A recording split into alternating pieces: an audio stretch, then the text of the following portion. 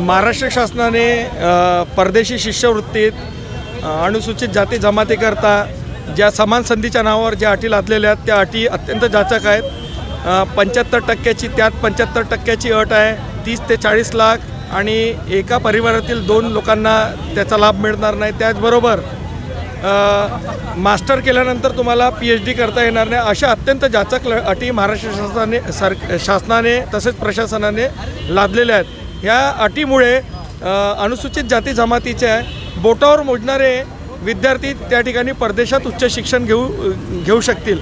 ही जी अट सरकारने लादली आहे ती अत्यंत जाचक आहे। या अटीचा आम्ही निषेध करतो आणि सरकारने जर ह्या अटी रद्द केल्या नाही तर त्यांना आम्ही येणाऱ्या इलेक्शनमध्ये आमच्या मताच्या माध्यमातून त्यांची जागा दाखवून देऊ।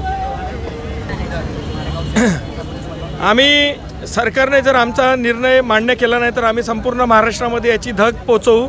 आम्ही संपूर्ण महाराष्ट्रातल्या अनुसूचित जातीच्या विशेषकर युवांना आणि विद्यार्थ्यांना या बाबतीत आम्ही अवेअरनेस म्हणजे जागृती कार्यक्रम राबवू आणि जर सरकार त्यानंतरही ऐकत नसेल तर आम्ही येणाऱ्या इलेक्शनमध्ये सरकारला संपूर्ण युवा त्या ठिकाणी सरकारला आम्ही त्यांची जी काही जागा ती दाखवून देऊ।